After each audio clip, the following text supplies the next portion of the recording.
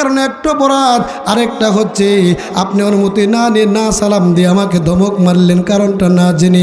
আপনি অপরাধ করলেন দুইটা, আমি করলাম একটা।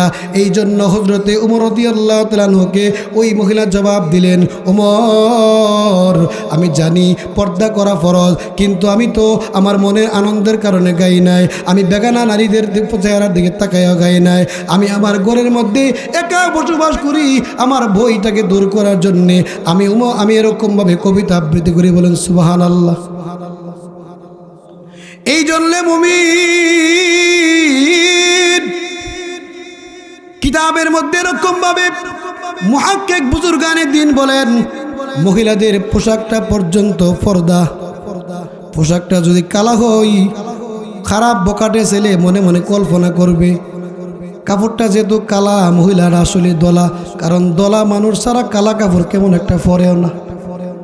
এই আন্দাজ করে কল্পনার জগতে তোমাকে নিয়ে জিনার পরিকল্পনা করতে পারে। এই জন্য উলামায়ে কেরাম নিষেধ করেন তার কাপড় চোপড় যেন কোনো বেগানা পুরুষের নজরের মধ্যে না পড়ে। পর্দার হুকুমটা কেমন সেনসিটিভ বিষয়।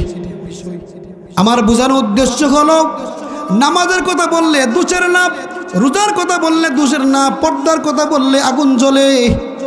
অথচ নামাজ যে আল্লাহ ফরজ করেছেন, রোজা আল্লাহ ফরজ করেছেন, জাকাত হজ জাকাত আল্লাহ যে আল্লাহ ফরজ করেছেন, পর্দার বিধানটাও তো সেই আল্লাহই ফরজ করেছেন। অথচ এরকম ভাবে আল্লাহ নবী যে বলছেন, বাবি দেবরকে মৃত্যুর মতো ভয় করবে, দেবরও বাবির সঙ্গে মৃত্যুর মতো ভয় করবে। এর কারণটা কি? পর্দা মেনটেন করে চলবে, পর্দা মেনটেন করে চলবে। কোন নারী যদি পর্দা করতে চায়, সমাজের এক শ্রেণীর মানুষ আছে এই পর্দার বিধানটা কিন্তু আল্লাহর, কিন্তু পর্দার পরিবেশ এলাকাতে না থাকার কারণে একটা নারী যখন পর্দা করে তখন কিছু মানুষ আছে দেখবেন, বাবা পর্দাও দেও রয়েছে ছোট ভাইয়ের মতো এর পর্দা। অসংখ্য দেব বাবির পরকীয়ার মধ্যে নেটের মধ্যে পাওয়া যায়। তাহলে যদি দেবর যদি ছোট ভাই হইতো আর বাবি যদি বড় বোন হইতো, তাহলে ভাইয়ের বউ লইয়া দেওর ফালাইয়া যায় কি যায় না? তাহলে বলেন, যদি আসলেই বোন হইতো তাহলে বোনকে কি ভাইয়ে বিয়া করন পারে? তাহলে এই কথাটা হচ্ছে একটা বাউতাবাজি কথা। অসংখ্য মানুষ বলে, ব্রাহ্মণবাড়িয়া সদর হসপিটালে আমি গিয়েছিলাম, একজন মহিলার সঙ্গে হালকা একটু টাচ খেয়েছিল একটা মুরব্বী লোকের, কিন্তু এই লোকটা বলল, আপনি লাগলেন কেন? মহিলা জবাব দেয়, আপনারা কি বাড়িতে মা বোন নাই? আপনারা কি বাড়িতে মা বোন নাই? হেবাটা জবাব দে, মা বোন আছে, আমরার মা বোন আমরা বাড়ির, তোমার মেয়ের দিয়া আমার পুত্রে বিয়া করার 14 বার যায়, তোমরা এই যে তাই মাই বোন, কারণ তোমার লোকে আমার রক্তের কোনো সম্পর্ক নাই, মাহারাম নাই, তুমি গায়রে মাহারাম, তোমার মেয়েকে দিয়া আমার ছেলেকে দিয়া 14 বার বিয়া করান জায়েজ, তোমরা এই যে তাই মা বোন লাগো, আমরা মা বোন গরো আছে। বোঝা গেল মা বোনের দোহাই দিয়ে ও বেপরদার একটা সৈলাভ আমাদের সমাজের মধ্যে হয়ে গেছে। এই ফ্রি মাইন্ড মুহাম্মদ রাসূলুল্লাহ বুঝতেন। মুহাম্মদ রাসূলুল্লাহ জেনে বুঝেই পর্দার ব্যাপারে আম্মাজান আয়েশা সিদ্দিকাকে নিষেধ করলেন, একাকী যেন তার বাবার সঙ্গে পর্যন্ত কথাবার্তা না বলে। সুবহানাল্লাহ বলে। এরে মুমিন, এরপরে হলো ওয়াকিমনাস সালাত, নামাজ কায়েম করবা, নামাজ কায়েম করবা। নামাজ কায়েম করার ব্যাপারে যত্নবান হওয়ার জন্য আল্লাহ রাব্বুল আলামিন আয়াতের মধ্যে বলেছেন নামাজ পড়ার জন্য। কিন্তু নামাজের পরে পরে এরকম ভাবে নামাজের কথা বলার পরে আল্লাহ বলছেন ওয়াতিনাজ যাকাত, যাকাত প্রদান করার জন্য। যাকাতের কথা কেন বললেন? অসংখ্য নারীরা বহুত স্বর্ণ বুড়ির মালিক হওয়ার পরেও নিজে মালিক হয়ে গেছে, তার মালিকানা দিন স্বর্ণের গুলি যে যাকাত দিতে হয়, এই কথাটাও অসংখ্য নারীরা জানে না। তাহলে যেই বিষয়গুলি আল্লাহ ফরজ করেছেন কিন্তু আমরা উদাসীন, আমরা বেখিয়াল, ওই বেখিয়াল থেকে হুশ ফিরা খেয়ালে আইসা নামাজ রোজা হজ যাকাতের পাশাপাশি পর্দা এবং যাকাত এই দুইটা বিষয় আরো ভালো করে বুঝা এটার উপর আমল করার দরকার আসেনি? আপনি পূর্ণাঙ্গ করতে গেলে কমপ্লিট পূর্ণাঙ্গ ইসলাম মানতে হবে। সুদূরপুদুর ইসলাম মানলে ইসলাম হবে না। আল্লাহ বলছেন ইয়া আইয়ুহাল্লাযীনা আমানু দুখুলু ফিস সিলমি কাফা, হে ঈমানদাররা তোমরা পরিপূর্ণরূপে ইসলামে প্রবেশ করো। তো পরিপূর্ণরূপে ইসলামে প্রবেশ করতে গেলে একটা নারীর জন্য নামাজ যেমন ফরজ, একটা নারীর জন্য রোজা যেমন ফরজ, হজ ফরজ হইলে হজ যেমন ফরজ, যাকাত যেমন ফরজ, এই সবগুলি ফরজ বিধান মানার নাম পরিপূর্ণ ঈমানদার এবং পরিপূর্ণ ইসলামে প্রবেশ করার অর্থ। এই জন্য মুমিন মুসলমান বলতেছিলাম, নারীদেরকে আল্লাহ রাব্বুল আলামিন পর্দা মেনটেন করে পর্দার ভিতরে চলার জন্য বলেছেন। এই নারীরা পর্দার ভিতরে চলে এরপরে রান্না বান্না করবে, সব কিছু করবে, 5 ওয়াক্তের নামাজ পড়বে, এরকমভাবে যাকাত প্রদান করবে। এগুলি আল্লাহ রাব্বুল আলামিন কেন করলেন? আল্লাহ রাব্বুল আলামিন বলে নারীদেরকে পবিত্র বানাইবার জন্য আমি আল্লাহ হুকুমটা দিলাম। সুবহানাল্লাহ। রে মুমিন, এই নারীদেরকে আপনারা এখন প্রশ্ন করতে পারেন, নারীরা পর্দা করা ফরজ, এটা নারীদের হুকুম, এটা নারীদের মানার বিষয়। হুজুর আমরা তো বেড়া মানুষ, আমরা সামনে ওয়াজ করে লাভ হইব কি? মহিলা মাদ্রাসায় গিয়া, মহিলা কোনো প্যান্ডেলে গিয়া বললে না লাভ হইতো? দুইটা উদ্দেশ্য। একটা হলো যদিও শ্রোতা আপনারা পুরুষ, মাইকের কারণে অসংখ্য নারীদের ঘরের মধ্যে আওয়াজ পৌঁছতেছে, তাহলে আমার নারী এবং পুরুষ উভয় দিক দিয়ে আমার ওয়াজের হক আদায় হইতেছে। এরপরও বলবেন আমাদের দিকে তাকায় বলার উদ্দেশ্য কি? প্রশ্ন জাগে। 2 নাম্বার জবাব হলো, একটা নারী যদি বেপরদা হয়, এই বেপরদা নারীটা হওয়ার কারণে কমপক্ষে 4টা পুরুষ তার বেপরদার কারণে জাহান্নামের মধ্যে জ্বলবে। বলেন নাউজুবিল্লাহ। আপনি হাজী সাহেব, আপনি বড় ফরজগিরি লোক, হাড়ির মাছ আপনি খান না, এই টাকাটা বান্ধ গিয়ে ফসবো কিনা, এত ফরজগিরি লোক। কিন্তু এরপরে যদি আপনার নারী বেপরদার মধ্যে থাকে, একটা নারী বেপরদা হওয়ার কারণে 4টা পুরুষ জাহান্নামের মধ্যে যাবে।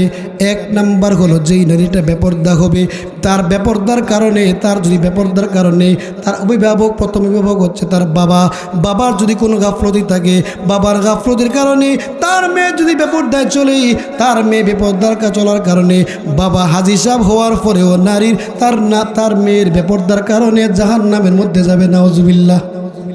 তাহলে এখন পুরুষ লোক হইন না, মেয়েদেরকে পর্দার ভিতরে আনার দরকার আছে না নাই? এই হলো ব্যবহারের কাছে অর্জ করার উদ্দেশ্য।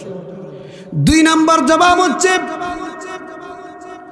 একটা নারী যদি বেপরদায় চলে, এরপরে তার বড় ভাই আগে জাহান্নামে যাব। 2 নাম্বার কারণ। তাহলে আমরা তো কারো না কারো মেয়ের বাবা, কারো না কারো মেয়ের ভাই, তাহলে আমাদের কাছে দায়িত্ব আছে না নাই? তাহলে নারীদের একা শোনা দরকার না আমাদেরও শোনা দরকার? প্রশ্ন বুঝাইছিনি? 3 নাম্বার হলো, বিবাহ যখন হয়ে যাবে, বিবাহিতা নারী যখন বেপরদায় চলবে, তখন তার অভিভাবক হচ্ছে তার স্বামী। বেপরদায় তার স্ত্রী চলার কারণে তার স্বামী যত বড় হাজী সাহেব হোক না কেন, তার স্বামীটা এই নারীর কারণে আগে জাহান্নামে যাবে। নাউজুবিল্লাহ। জোরে কোন। স্বামী যদি দুনিয়ার জমিন থেকে মারা যায়, আর যদি একটা ছেলে থাকে, তার ছেলের অবস্থা জীবদ্দশায় যদি ছেলের সামনে যদি মা বেপরদায় চলে, তাহলে ওই মার বেপরদার কারণে তার ছেলেও জাহান্নামের মধ্যে যাবে। তাহলে পাইলাম কয়জন? 4 জন। তাহলে একটা নারী বেপরদায় চললে 1 নাম্বার জাহান্নামের মধ্যে যাবে তার বাবা, 2 নাম্বার জাহান্নামে যাবে তার বড় ভাই, 3 নাম্বার জাহান্নামে যাবে তার স্বামী, 4 নাম্বার জাহান্নামে যাবে তার সন্তান।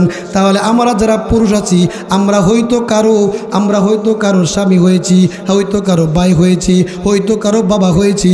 এরকমভাবে আমাদেরকে এই ধরনের ব্যাপারে একটু সতর্ক থাকতে হবে। এই জন্য আমরা এরকমভাবে মেসেজ দিচ্ছি, আগে আমাদের নিজের পুরা আগে গালতে হবে, এরপরে পরিবেশ আমাদের সুন্দর হবে, এরপরে ওয়াজ করলে চোখ দিয়ে পানি আসবে। আর এই ওয়াজ আমাদের বিভিন্ন জায়গায় দৌড়ায় এই সেই জায়গায় আমার শোনার কোনো দরকার পড়বে না। কথা কোন ঠিক নেই? কিন্তু এই আফসোসের বিষয় হলো, এক শ্রেণীর নারী মনে করে আড্ডাবাজি আর বেপরদাগিরি চলতে পারলই হগলে আমার চিনে হগলে আমার জানে আমার হগলে মোহাব্বত করে। এই মোহাব্বত তো মোহাব্বত না, এই মোহাব্বতে তোমারে লয়ে যাব জাহান্নাম। 2 নম্বর আয়াত পড়ছিলাম, আর রহমান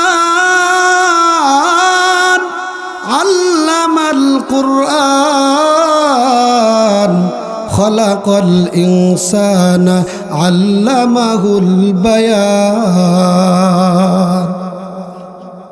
পর্দার আয়াতের সঙ্গে এই আয়াতটা আনলাম কেন একটু বুঝেন। প্রথম নাম্বার পর্দা আনলাম, প্রথম নাম্বার পর্দার দ্বারাতে বুঝাইলাম নারীরা যদি পর্দায় থাকে তার ইজ্জত পর্দার ভিতরে, তার ইজ্জত আব্রু রক্ষা থাকবে পর্দার ভিতরে। তার পর্দা থাকার কারণে তার প্রতিফল হিসাবে, তার প্রতিশ্রুতি হিসাবে তার সন্তান ভালো হবে। তো সন্তান ভালো আশা সকলেই করে, এই জন্য আগে মা পর্দায় থাকতে হবে, মা হালাল খাবার খেতে হবে, মা 5 ওয়াক্তের নামাজ পড়তে হবে, মা এরকমভাবে সতীত্বকে ঠিক রাখতে হবে। এই হলে সন্তান হবে ভালো। এখন সন্তানকে ভালো করতে গেলে আগে সন্তানকে কিছু বিষয় আছে, থিওরিক্যাল প্র্যাকটিক্যাল জিনিস শিক্ষা দিতে হবে। সেই শিক্ষাটা দেওয়ার জন্য সর্বপ্রথম যে শিক্ষা দেওয়া লাগবে আমাদের অভিভাবক হিসেবে, সেই শিক্ষাটা হচ্ছে মক্তবের শিক্ষা তথা দিন শিক্ষা। দিন পর্দা যেমন আমাদের জন্য ফরজ, দিনই শিক্ষায় প্রত্যেকের সন্তানগুলিকে শিক্ষিত করা এটাও আমাদের কাছে কি ফরজ। এই বিধানটাকে যদি আমরা লঙ্ঘন করি, অসংখ্য মানুষ লঙ্ঘন করে কেন জানেননি? সন্তান আলেম বানাইলে 7,000 টাকা বেতন পাবে, সে নিজেই খাইব কি, আমরা ফালবো কি? আর না, মেয়েটা যদি ব্রেনি হই, এই মেয়েটাকে মাদ্রাসায় পড়ে আলেমা বানায় কোনো লাভ নাই। ডাক্তারি পড়া, ইঞ্জিনিয়ার পড়া ভালো কথা, সব কোয়ালিটিতে আমাদের লোক দরকার আছে। মুসলমান বোনেরা ডাক্তার হওয়া আমাদের জন্য ভালো। মুসলমান বোন যদি ডাক্তার হই, আমাদের মা যারা আছে, বোন যারা আছে, সিজার করলে যথেষ্ট পরিমাণ পর্দা মেনটেন হবে। পুরুষের সঙ্গে পর্দা মেনটেন হয় না, তাহলে ডাক্তার হওয়া আমাদের দরকার আছে। কিন্তু দুনিয়ার জগৎ কিন্তু আমাদের চূড়ান্ত ভবিষ্যৎ লাভ। আমাদের ভবিষ্যৎ দুইটা, ভবিষ্যৎ 2 প্রকার। 1 নাম্বার ভবিষ্যৎ হলো দুনিয়ার ভবিষ্যৎ, আর একটা ভবিষ্যৎ হলো পরকালের ভবিষ্যৎ। যারা পরকালের ভবিষ্যৎ কামাইতে পারবে তারা দুনিয়াতেও সফল, পরকালেও সফল। সুবহানাল্লাহ। দুনিয়ার ভবিষ্যৎ যারা চিন্তা করে তাদের দৃষ্টিভঙ্গি একরকম, পরকালের ভবিষ্যৎ ভালো হোক এই জিনিস যারা চিন্তা করে তাদের দৃষ্টিভঙ্গি আরেক রকম। দুনিয়ার যারা ভবিষ্যৎ করে, কন্ট্রাক্টর হইলে রাস্তার মধ্যে রোডের বদলি বাস দিয়ে টাকা বেশি ইনকাম করার জন্য, দুনিয়ার ভবিষ্যৎ বুঝনেওয়ালার এই দৃষ্টিভঙ্গি। দুনিয়ার ভবিষ্যৎ বুঝনেওয়ালা যদি কৃষক হয়, 2টা আর 3টা ধানের কেল বাড়াইবার জন্য লাইল কাটতে কাটতে ফুলসিরাত বুঝেননি? একবার শিখন এক বেচারা মুখের মধ্যে রুচি নাই, কি নাই? রুচি নাই। রুচি থাকলে খাওয়ান বালা চলে। মুখে রুচি নাই, ডাক্তারের কাছে রওনা দিছে মুখে রুচি আনার, ফিরাই আনার জন্য। পথিমধ্যে জ্বর তুফানের কবলে পড়ল। এক বাড়িতে গিয়ে মুসাফির হয়ে মেহমান হয়ে গেল। দুপুরবেলা যখন খাবারের সময় হইল, তো আন্দরমহল থেকে মহিলা বলতেছে, যেই মেহমান আমাদের বাড়িতে আসছে ওনার জন্য তো একটা খাবার ব্যবস্থা করা দরকার, মেহমানকে জিজ্ঞাসা করেন খাইবে কিনা। তো এই বেচারাকে জিজ্ঞাসা করছে, ভাই আপনার তো খাবার রক্ত হয়েছে, খাইবেন কিরকম? ভাই কি খাইতা? মুখে তো রুচি নাই, মুখে কি নাই? রুচি নাই। তো কি ফাঁক করছেন? ভাই ফাঁক করছি আর কি, বৃষ্টি মায়া দিন, বাজারও যাইতে পারছি না, মুসুরির ডাল ফাঁক করছি আর ভাত ফাঁক করছি। তাহলে আনো, মুসুরির ডাল ফাঁক করছে। আন্দরমহল থেকে যে মহিলা ভাত বাইরে দিয়েছে, উনি প্লেটের মধ্যে ভাত দিল, লবণ দিল, মেহমানের সামনে ওই ঘরের যিনি কর্তা পুরুষ ভাত আনলো। ভাত আইনা রাইখা আন্দরমহলে গেছে ডাইল আনার জন্য। ডাইল আইনা আয়া দেখে লবণ দিয়ে ভাত শেষ।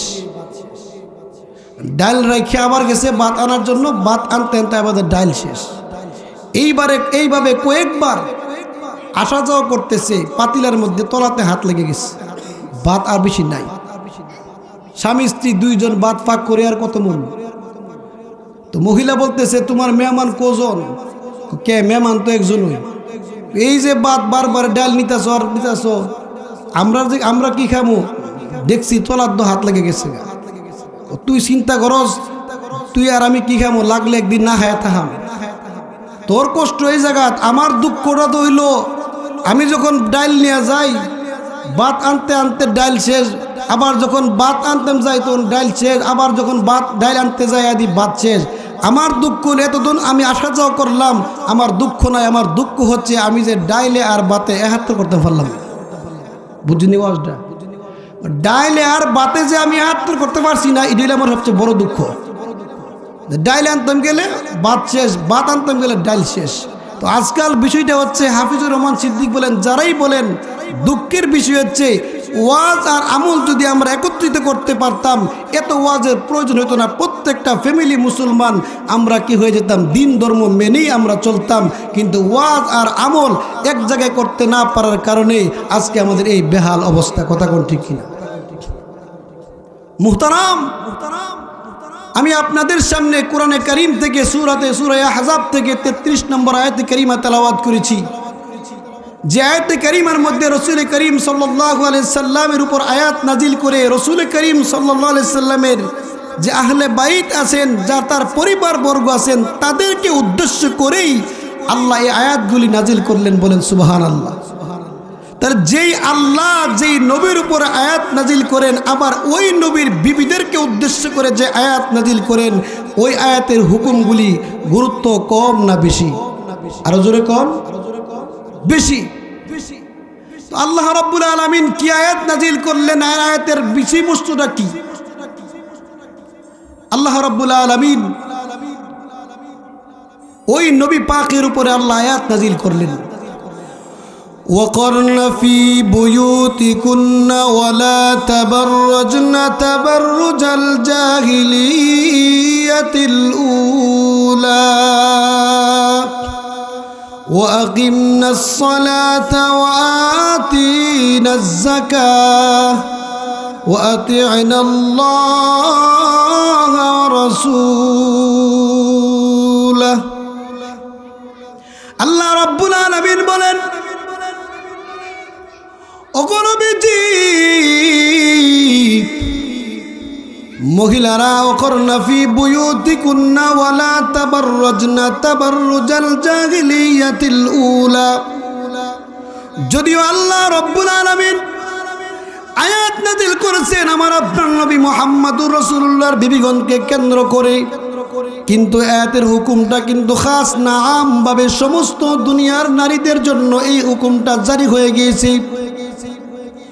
আল্লাহ বলেন, ওয়াকরনা ফি বুয়ুতিকুন্না ওয়ালা তাবাররাজনা তাবাররুজাল জাহিলিয়াতিল উলা। আল্লাহ বলেন, দুনিয়ার নারীরা তোমরা বেপরদা হইয়া ঘর থেকে বের হইও না। কখনকার মতো আইয়ামে জাহিলিয়াতের যুগ, যেই আইয়ামে জাহিলিয়াতের যুগে, বর্বর যুগে মানুষ বেপরদা হইয়া ঘর থেকে বের হইতো। বেপরদার অবস্থাটা কি ছিল? মুফাসসিরিনে কেরাম কিতাবের মধ্যে উল্লেখ করেছেন, তাদের জামাটা এরকম দুই পাশ দিয়ে ফাড়া ছিল। এরকম অবস্থার মধ্যে তারা কাপড় চোপড় পরতো। আল্লাহ বললেন, ওগো নবীজি, দুনিয়া নারীরা যেন বেপরদা হইয়া ঘর থেকে বের না হই। তাহলে বোঝা গেল ঘর থেকে বের হওয়া কোনো দূষণীয় ব্যাপার না, পর্দার সঙ্গে বের হওয়াটা হচ্ছে শুভনীয়, আর বেপরদায় বের হওয়া হলো দূষণীয়। এই হুকুম কার? আল্লাহ বলেন, ওগো নবীজি, যারা দুনিয়ার নারীরা যেন কে আপনি বলে দেন, এই নারীরা যেন বেপরদা হইয়া ঘর থেকে বের না হই, পর্দার সঙ্গে যেন তারা বের হতে হয়। এই হুকুমটা আল্লাহ আল্লাহ দিয়েছেন। কেন দিয়েছেন? আল্লাহ লাস্টের অংশের মধ্যে বলেন, ইন্নামা ইউরিদুল্লাহু লিইউযহিবা আনকুমুর রিজসা আহলাল বাইত ওয়া ইউতাহহিরাকুম তাতহীরা। আল্লাহ বলেন এই পর্দার হুকুমটার মাধ্যমে আল্লাহ দুনিয়ার নারীদের যত নাজাসাত আছে, পাপাচার আছে, এগুলি থেকে যেন আল্লাহ পবিত্র বানাইতে চাই। আল্লাহ এই জন্য নারীদেরকে পর্দার হুকুম দিয়েছেন। বলেন সুবহানাল্লাহ। এই কথাটা কেন বলতেছি? দূরের কোন উলামায়ে কেরাম আইসা এলাকার পরিস্থিতি জানবে না, বুঝবে না, পরিস্থিতি চলে একরকম, ওয়াজ চলবে আর এক রকম ওয়াজ, কিন্তু কোরআন সুন্নাহ ভিত্তিক চলবে। কিন্তু যেখানে যেই রোগ ওষুধ দিতে হবে ওই রোগের ঔষধ, কথা কোন ঠিক নেই। কিন্তু দুনিয়ার মানুষ মুসলমান হওয়ার পরেও বেখিয়াল করে, মুসলমান হওয়ার পরে নামাজ ফরজ এই কথাটা জানে, রমজান মাসের রোজা যে ফরজ এই কথাটাও জানে, সম্পদশালী হলে যাকাত ফরজ এটাও জানে, সম্পদশালী হলে হজ করা এটাও জানে, জান বাঁচান যে ফরজ এটা দুনিয়ার সকলেই জানে। ঠিক কথা কোন ঠিক নেই। দুনিয়ার কোনো মানুষ আর কোনো কিছু শরীয়তের মাসআলা জানুক বা না জানুক, জান বাঁচান ফরজ এই মাসলাটা সকলে জানে, এই মাসআলা সকলেই জানে। জান বাঁচান ফরজের দোহাই দিয়া ইমান পর্যন্ত বিলীন করে দিয়ে আসে। কথা কোন ঠিক নেই। বায়ারা আবার লক্ষ্য করে দেখুন, আল্লাহ রাব্বুল আলামিন দুনিয়ার নারীদেরকে ঘর থেকে বের হওয়ার জন্য, বেপরদা অবস্থায় বের হওয়ার জন্য আল্লাহ নিষেধ করলেন। মহিলাদেরকে পবিত্র বানাইবার জন্য, মহিলাদেরকে পবিত্র বানাইলে কি হবে, কি ফায়দা হবে, কি লাভ হবে, মহিলাদেরকে আল্লাহ কুদরতে এরকম ভাবে দুইটা হুকুম দিয়েছেন। এক নাম্বার হলো তারা ঘরের মধ্যে অবস্থান করবে, ঘর থেকে পাকঘর পর্যন্ত তাদের হলো সংসদ ভবন, অর্থাৎ এই স্বামীর স্বগৃহের ভিতরে অবস্থান করবে, স্বামীর কাপড় চোপড় গোছায় রাখবে, সংসার গোছায় রাখবে, এটা হলো মহিলার একজন দায়িত্ব।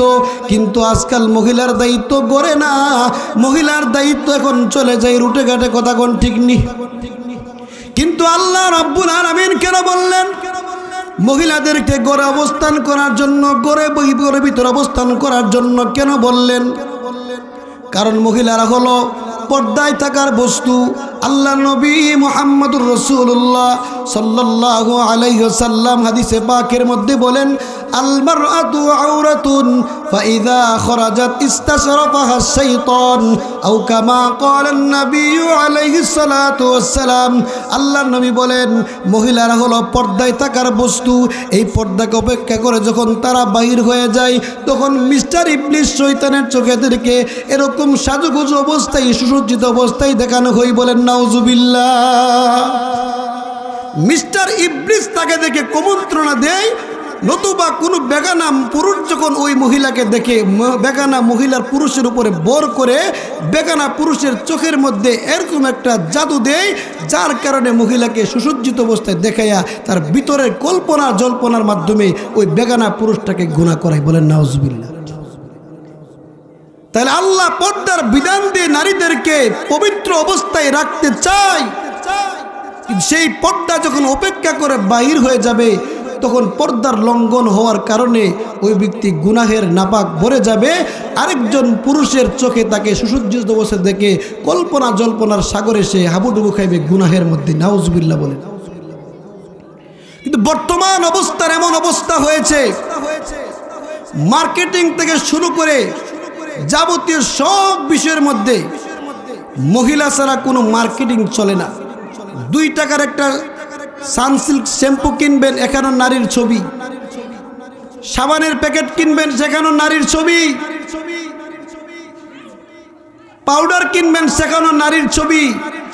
ইহুদি খ্রিস্টানরা চক্রান্ত করে দেখলো, নারীদেরকে দিয়ে অ্যাডভার্টাইজ করাইলে, নারীদের ছবি ব্যবহার করলে এই প্রোডাক্টের মূল্য, আকর্ষণ যুবকের মানুষের কাছে বেড়ে যায়। এই বেড়ে যাওয়ার মাধ্যমে প্রোডাক্ট যেমন সেল হয়, বিক্রি হয়, এই যেই নারীর ছবিটা দিয়ে বসাই দিল ওই নারীরও বেপরদার গুনাহ হয়। তাহলে তারা আমাদের মুসলমানদের নারীদের ছবি ব্যবহার কইরা তারা প্রোডাক্ট বিক্রি করে তারা টাকাওয়ালা হয়েছে। আর ওই নারীদের অ্যাডভার্টাইজের টাকা লোভে পইরা যেই নারী তার ছবিটাকে এরকমভাবে বিভিন্ন পণ্যের লেভেলের মধ্যে লাগায় দিল, ওই নারীও বেপরদার হুকুমে পড়ে গেল। ওই নারী নামাজ পড়েও বেপরদার গুনাহের কারণে জাহান্নামী। বলে নাউজুবিল্লাহ। কারণ যেই নারী ঘর থেকে বের হবে বেপরদা অবস্থায় বের হলে আল্লাহর রহমত তার সঙ্গে থাকে না। বেপরদা অবস্থায় বের হলে বিভিন্ন মানুষের বদনজর লাগে, বদনজরে অনেক খারাপ প্রভাব। বেপরদায় থাকলে কি ক্ষতি, পরিণতি খারাপ, পর্দায় থাকলে কি লাভবান, সেই বিষয়টি আজকে আলোচনার মধ্যে বুঝতে হবে। কি লাভ? আল্লাহ নবী মুহাম্মদুর রাসূলুল্লাহ সাল্লাল্লাহু আলাইহি সাল্লাম তার নারীদেরকে কেন পর্দার মধ্যে থাকতে বললেন? কারণ যেই নারীর মাধ্যমে একটা সন্তান ভূমিষ্ঠ হবে, ওই সন্তানের ভবিষ্যৎটা এরকমভাবে ভবিষ্যৎটা আশা করার উপর ডিপেন্ড করে একটা নারীর উপরে। তার মা যেমন হবে এরকমভাবে আমাদের ইটের ফর্মা যেমন হবে সন্তান তেমন হবে। ইটের ফর্মার মধ্যে যদি লেখা থাকে সুমন ইট, তখন ইট বানাইলে সুমন ইট বাড়িব। যদি লেখা থাকে জনতা, জনতা ইটের সিলসাপুর দিয়ে যখন ইট বানানো হবে তখন বাড়িব কি জনতা। মারা হচ্ছে সন্তান জন্ম দেওয়ালা, মারা হচ্ছে সন্তান জন্ম দেওয়ার ফ্যাক্টরি। এই জন্য আল্লাহ তাআলা আগে ফ্যাক্টরিকে পরিশুদ্ধ করতে চাই, পরবর্তী প্রজন্ম প্রত্যেকটা উম্মত যেন সুশীল সমাজের মধ্যে যেন নেককার সন্তান হই। নেককার সন্তান হইলে পরে ভবিষ্যতে তাদের কাছ থেকে বালা আচরণ আশা করা যায়। বারা আমার লক্ষ্য করে দেখুন, কেন বললাম পর্দার কথা? আল্লাহ বলছেন নগনারী বেপরদা অবস্থায় ঘর থেকে তোমরা বাইর হয় না, ঘরের ভিতরে তোমরা অবস্থান করবা। ঘরের ভিতরে তোমাদের জন্য সম্মান, ঘরের ভিতরেই তোমার জন্য ইজ্জত। আল্লাহ নবী মুহাম্মদুর রাসূলুল্লাহ সাল্লাল্লাহু আলাইহি ওয়াসাল্লাম নারীদের সঙ্গে এমন পর্দা করতেন, আল্লাহ নবীর চাইতে পবিত্র দিলওয়ালা আত্মাওয়ালা পৃথিবীর জমিনে কোনো মাখলুক এবং মানুষের না হতেই পারে না। যারা বলে আমরা ফ্রি মাইন্ডে চলি, তোমার নবী কি ফ্রি মাইন্ড বুঝছেন না? তোমার নবীর দিলের চাইতে তো পবিত্র আত্মার দিলওয়ালা পৃথিবীর জমিনে কোনো মানুষ হতেই পারে না। যারা সমাজের মধ্যে বিভিন্ন রকমের এরকমভাবে পীর মুরিদি করতে গিয়া বন্ধ পীরের কাছে মুরিদ হইয়া বাবার হাতে হাত রাইখা মুরিদ হয়ে যায়, আর বলে আমরা যখন বাজান হয়ে গেছি, বাজানের সঙ্গে মেয়ের কোনো পর্দা থাকে না। বলেন নাউজুবিল্লাহ। আল্লাহ নবী মুহাম্মদুর রাসূলুল্লাহ সাল্লাল্লাহু আলাইহি ওয়াসাল্লামের কাছে কয়েকজন নারী আসলেন বায়াত গ্রহণ করার জন্যে। একজন মহিলা আছে পর্দার আড়াল থেকে আল্লাহ নবীর কাছে এরকমভাবে বায়াত গ্রহণ করলেন। বায়াত হওয়ার পরে ওই মহিলা আল্লাহ নবীকে প্রশ্ন করলেন, ইয়া রাসূলুল্লাহ, ওগো ইয়া হাবিবাল্লাহ, ওগো নবীজি, আমি আসছি আপনার কাছে বায়াত হওয়ার জন্যেই, কিন্তু আমার দিলে একটা তামান্না ছিল আপনার বরকতি হাত মুবারকের সঙ্গে হাত রেখে আমি বায়াত হব, এই জন্য আমি আসছিলাম। ওগো নবীজি, আমি যে আপনার বরকতি হাতের সঙ্গে হাত রাখতে পারলাম না, আমার পরিতৃপ্তি আসতেছে না। আল্লাহ নবী জবাব দিলেন, ও মহিলা, তুমি আমার কাছে বায়াত হয়েছ, কিন্তু তুমি হচ্ছ বেগানা, বেগানার সঙ্গে সাক্ষাৎ করা জায়েজ নাই। এই জন্য আমি মুহাম্মদুর রাসূলুল্লাহ তোমাকে পর্দার আড়াল থেকে আমি বায়াত গ্রহণ করাইলাম। তাহলে বলেন তো, যেই সমস্ত পীরগুলি এরকমভাবে নারীদের সঙ্গে হাত মিলাইয়া, নারীদের সঙ্গে এরকমভাবে অনেক এমনও পাওয়া যায় রাত 12টার পরে মাহফিল আসার কথা বইলা রাস্তার মাঝখানে মুরিদের সঙ্গে সাক্ষাৎ কইরা মুআনাকা করে, আল্লাহুম্মা জিদ মুহাব্বাতিল্লাহি ওয়া রাসূলিহি। বলেন নাউজুবিল্লাহ। জিদ মুহাব্বাতিল রাসূলিল্লাহর কি জায়গা নাই? আবার এমনও জায়গার মধ্যে দেখা যায়, বিভিন্ন ফোন কলের মধ্যে আমরা পাই বিভিন্ন মহিলাদেরকে প্ররোচনা দিয়া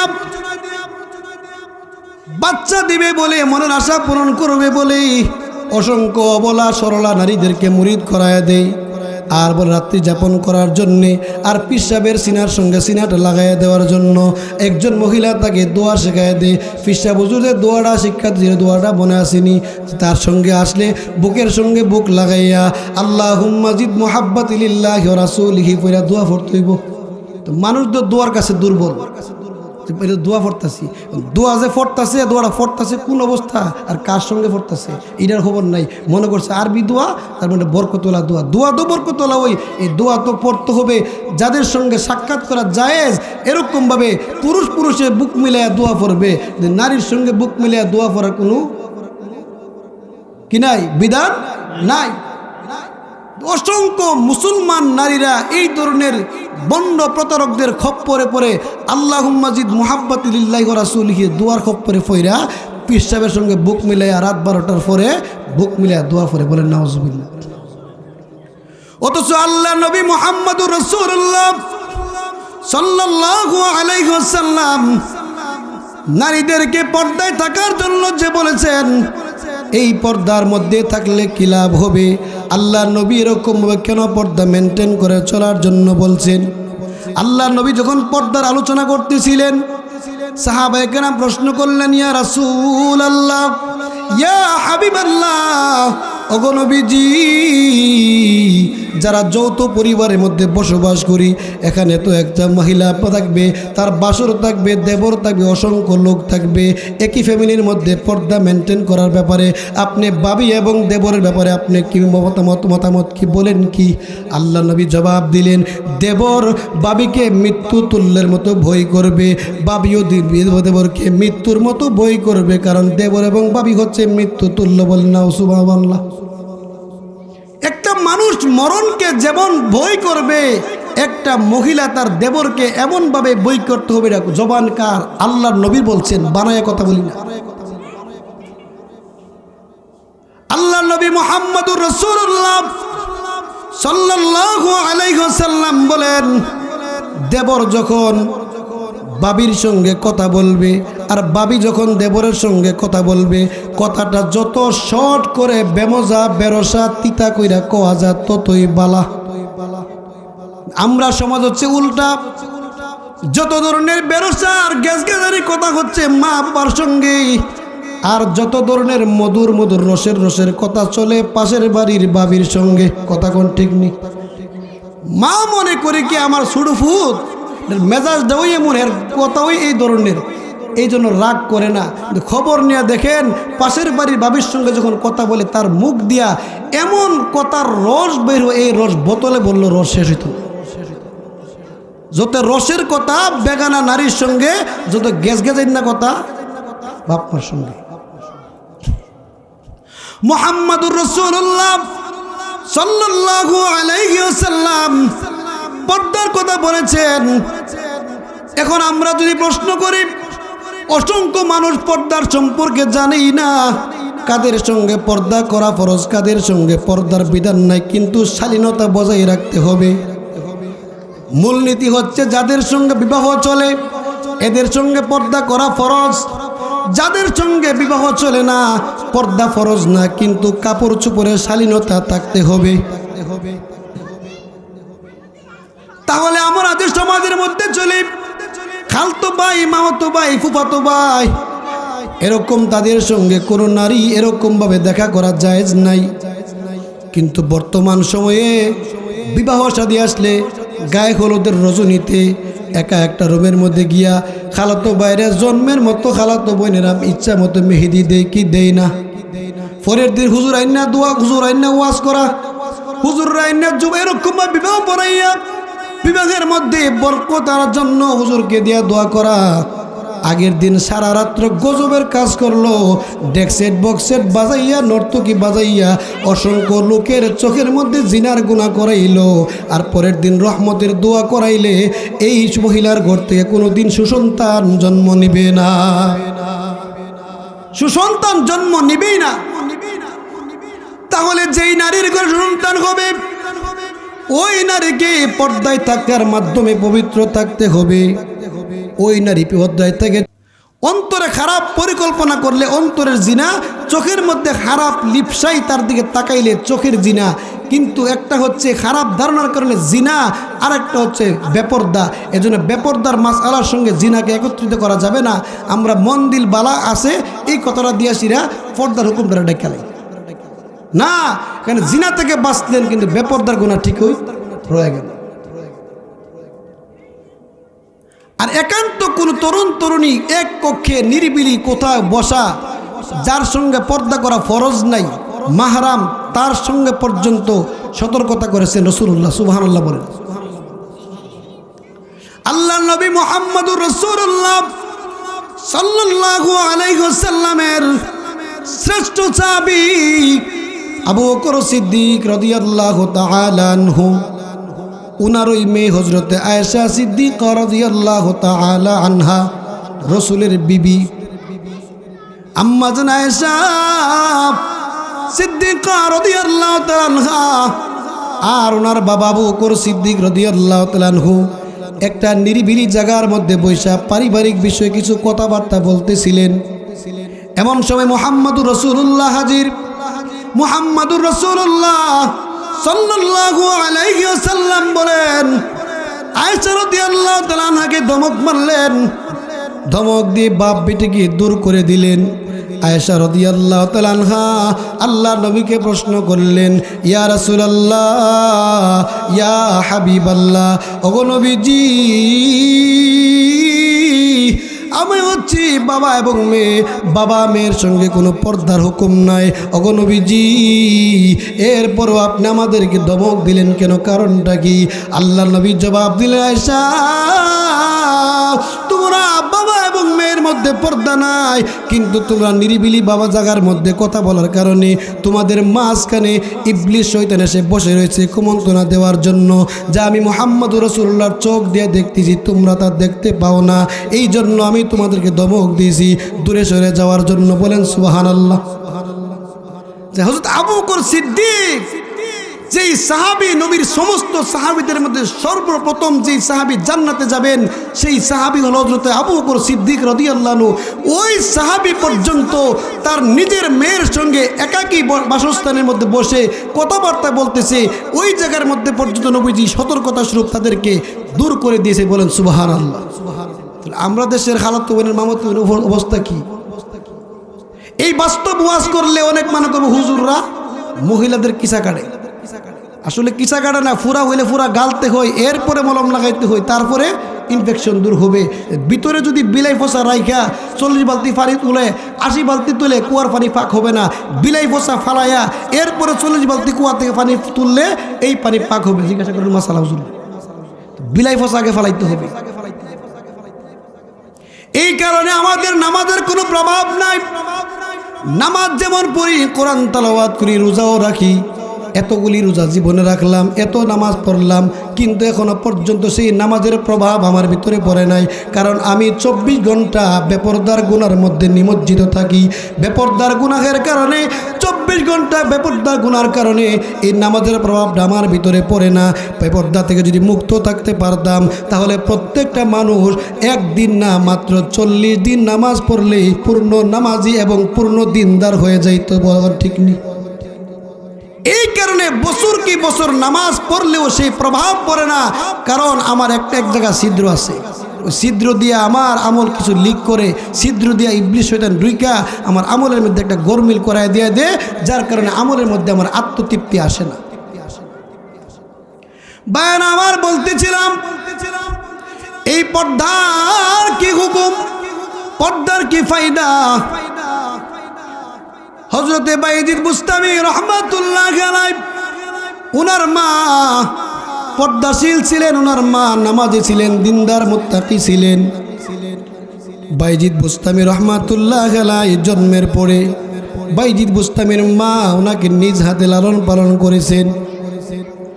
এখন মানুষের ফিগার নষ্ট হয়ে যাবে বলে সন্তানকে স্তনের দুধ পান করেই না, সন্তানকে ঘরের কাজের বুয়ার সঙ্গে দিয়ে লালন পালন করার জন্যে, যার কারণে সন্তানটা নিজের মতন করে মানুষ হতে পারে নাই। মা বাবার সম্ভ্রান্ত পরিবারের একটা বৈশিষ্ট্য তার মধ্যে আসে না, লালিত পালিত হয়েছে ঘরের কাজের বুয়ার সঙ্গে। অথচ ওই নারী যদি নিজভাবে নিজ দায়িত্বে সন্তান লালন পালন করতো, ওই সন্তানকে যতদিন পর্যন্ত মা দুধ পান করাইবে, প্রতিটা ফোঁটা দুধের বিনিময়ে আল্লাহ তার আমল নামার মধ্যে নফল ইবাদতের সওয়াব আল্লাহ লিখে দিয়েছে। সুবহানাল্লাহ। ও মা, মহিলা যারা জান্নাতে যাওয়া সহজ, প্রথম নাম্বার হচ্ছে তারা যদি 5 ওয়াক্তের নামাজ পড়ে, রমজান মাসের রোজা ঠিক মতো রাখতে পারে, স্বামীর খেদমত করতে পারে, পরিবারের মধ্যে পর্দা মেনটেন করে চলতে পারে, তার গোপনাঙ্গ লজ্জাস্থানে হেফাজত করতে পারে। এই জিনিসগুলি হেফাজত করতে পারলে আল্লাহর নবী তাকে জান্নাতের গ্যারান্টি দিয়েছেন। সুবহানাল্লাহ বলেন। আরে মুমিন, বাইজিদ বুস্তামি রহমাতুল্লাহ আলাইহির মা তোমা, আমাদের মাও তোমা। বাইজিদ বুস্তামি রহমাতুল্লাহ আলাইহির মা পর্দা মেনটেন করেছিলেন, যার কারণে বাইজিদের মার একদিন পানি পিপাসা লেগেছিল। বাইজিদকে বলতেছিল, বাইজিদ আমি মার বড় পানির তৃষ্ণা লেগেছে, আমি মার জন্য তুমি পানি এনে দাও। এখনকার সময়ের মতো তৎকালীন সময়ে ঘরের কোনার মধ্যে টিউবওয়েল ব্যবস্থা ছিল না, পানির ব্যবস্থা ছিল না, দূর দূরান্ত থেকে পানি সংগ্রহ করা লাগতো। বাইজিদ যখন পানির পাত্র আয়না দেখে বাইজিদের মা ঘুমিয়ে গেছে। বাইজিদ চিন্তার পরে গেল, আমি যদি এখন আমার মাকে ডাক দেই, মার ঘুম ভেঙে যাবে। যদি আমি পানির পেয়ালাটা রেখে আমি চলে যাই, আবার কখন যেন মা আমার কাছ থেকে পানি চেয়ে বসে। এই জন্য বাইজিদ সারা রাত্র এরকমভাবে বাইজিদের মার শিওরের মধ্যে পানির পেয়ালাটা নিয়ে দাঁড়ায় রইল। সকালবেলা যখন বাইজিদের মার ঘুম ভাঙলো, বাইজিদকে বলে, বাইজিদ তুমি কি শীতের কোন রজনীতে এখনো পর্যন্ত ঘুমাও নাই? বাইজিদ জবাব দিল, মা আপনি পানি চেয়েছিলেন, আমি আপনার পানির জন্য দাঁড়ায় রইলাম, কিন্তু ঘুমাই নাই। কোন সময় আপনি পানি চেয়ে বসেন সেই জন্য অপেক্ষার প্রহর গুনতেছিলাম, এই জন্য আমি দাঁড়ায় রইলাম। কষ্ট হবে বলে আমি এখনো পর্যন্ত আপনার সঙ্গে পানির জন্য নিয়ে দাঁড়ায় রইলাম। তাহলে বাইজিদের মা এমন একটা সন্তান, এমন কেন সন্তান আচরণ করেছে? বাইজিদের মা নিজ হাতে তাকে তরবিয়ত আদব আখলাক শিক্ষা দিয়েছিল, যার কারণে ব্যাকফিট এরকমভাবে বাইজিদের কাছ থেকে উত্তম একটা আচরণ পেয়েছে। বলে সুবহানাল্লাহ। এই কারণে বাইজিদের মা বাইজিদের প্রতি খুশি হইয়া আল্লাহর কাছে দোয়া করলেন, আল্লাহ আমার এই সন্তানটাকে তুমি ওলি বানিয়ে দাও। সুবহানাল্লাহ। কিতাবে লেখে বাইজিদের মার দোয়ার কারণে বাইজিদ যুগ শ্রেষ্ঠ আল্লাহর ওলি হয়ে গেছে। সুবহানাল্লাহ। একটি গ্লাস পানির ফলে বাইজিদের কুলে তুলে, একটি গ্লাস পানির ফলে বাইজিদের কুলে তুলে, হাত তুলে মা বলে বাইজিদকে ওলি বানাও, হাত তুলে মা বলে বাইজিদকে ওলি বানাও। মায়ের দোয়া লৌহে মুমিন, মায়ের দোয়া লও, মায়ের দোয়া লৌহে মুমিন, মায়ের দোয়া লও। বাইজিদের মা যেমন চরিত্রবান ছিলেন, চরিত্রবান মায়ের সন্তান পর্যন্ত বাইজিদের মার সঙ্গে ভালো একটা আচরণ করছে। কিন্তু আজকাল আমরা সন্তানকে আদব শিক্ষা দেই না, দ্বীনি শিক্ষা দেই না, বরঞ্চ যেই সন্তানটা সৎভাবে চলে, যেই সন্তানটা ভালো করে চলে, বাটপারি সিটারি জানে না, এই সন্তানের কদর থাকে না বলে এটা একটা বেহুব বোঝা হয়েছে। আর যেই সন্তানটা বাটপারি সিটারি চুরি চুট্টা যেটা বেশি বুঝে, এটারে বাপ মা এক শ্রেণীর মানুষ বেশি আদর করে, বলে এইটা হচ্ছে ফুতের ঘরের ফুত, নাহাদা ডুহে কানেদা বাইরে। অথচ ওই সন্তানের অপরাধের কারণে আপনি কবরে শুয়ে জাহান্নামের আগুন ভোগ করতে হবে। নাউজুবিল্লাহ বলেন। এরপরে আবার আমরা আইসা নিয়ত করি মাদ্রাসায় পরে আলেম বানাইলাম, গোড়ার থেকে দোষ ফিরাই পড়ছে, বিষ গোড়ার দোষ ফিরে গেল, সার দিল, কাজ হইত না। যদি হালাল পর্দা মেনটেন করে মানুষ চলে, ওইখান থেকে ভালো সন্তান আশা করা যায়। যত আল্লাহর ওলি হয়েছে, যত যুগ শ্রেষ্ঠ বড় বড় আলেম হয়েছে, খবর নিয়ে দেখেন, এক ফোঁটা দুধ হাজা মঈনুদ্দিন আজমিরি রহমাতুল্লাহ আলাইহি, ওনার মা যতদিন ওনাকে দুধ পান করেছিলেন, একদিনও বিনা উজুতে তাকে দুধ পান করা নাই। উঁচু কইরা সন্তানকে দুধ পান করেছে, ঘুমটা দিয়া মাথাটা ডাইকা তাকে দুধ পান করাইছে। এই অবস্থা যদি থাকে তার বলে হাজা আজমিরি হবে। সুবহানাল্লাহ। আর এখন আজমিরি হওয়ার জন্য, ফিরসা হওয়ার জন্য বিভিন্ন বন্ডর কাছে গিয়ে খেলাফত লয়ে এলা, জড়া লাগাইতে পারলে বড় ফির। এই জন্য মোমেন বলতেছিলাম, আনোয়ার শাহ কাশ্মীরি রহমাতুল্লাহ আলাইহি এমন একজন বড় মুহাক্কিক বিজ্ঞ আলেম ছিলেন, যার এলেমের কোনো তুলনা হয় না, বাহরুল উলুম বলা হয়। উনি গর্ব করে নিয়ামতের শুকরিয়া জ্ঞাপন করে প্রায় সময় বলতেন, দেওবন্দ মাদ্রাসার গোটা লাইব্রেরি যদি আগুনে সারখার হয়ে যায় পুরে, আমি আনোয়ার শাহ কাশ্মীরে যদি জীবিত থাকি সবগুলি কিতাব পুঙ্খানুপুঙ্খানু লিখে দেওয়া আমার পক্ষে সম্ভব। সুবহানাল্লাহ জোরে। আর এখন পরীক্ষার 3 দিন আগে ফিরে গেলে পরীক্ষার হলে গিয়ে পড়া ভুলে থাকা, পরীক্ষার হলে গিয়ে পড়া ভুলে থাকা, কলম পড়া নেই। বিভিন্ন হনহারদের কাছে কলম পড়া নেই, কলম পড়া তোমার পড়াকে দিব, পড়তে হবে, এরপরে আপনি লিখতে হবে। কলম পড়ার কাজ হবে না। আপনি বই পড়ছেন না, কলম পড়া লিখে কাম দিব। ঢাকা গুলশান এক বেচারা তাবিজ বেচে। আজকাল মহিলারা তাবিজের প্রতি খুব আকর্ষণ, তাবিজ বেচে। আমার এই তাবিজ যে নিবে, যারা এসএসসি এইচএসসি পরীক্ষার্থী আছে, আমার তাবিজ নিলেই ফাঁস, সবার রুল এক হয়ে যাবে। তো সকলেই 10 টাকা করে এই কবজ ব্যবহার করতেছে, কবজ আনতেছে। এক ছেলে করছে কি, কবজ আনছে আইন না, চিন্তা করলো এই তাবিজ নিলেই পরীক্ষা ফাঁস। ব্যাপারটা কি লেখছে, কি দেখা হুল্লা দেখে ভিতরে লেখছে পড়লেই ফাঁস। কথা তো ঠিক, ভিতরে কি লেখছে, পড়লেই ফাঁস। কিন্তু এই পড়লেই ফাঁস বেচারা কথা ঠিক, কিন্তু বেচারা যে চটকদারি একটা বক্তব্য দিছে যে আমার তাবিজ নিলেই ফাঁস, মানুষ মনে করছে না ফুইরা তাবিজ নিলেই কি ফাঁস। এই কারণে মানুষ এখন আমলে আগ্রহী না।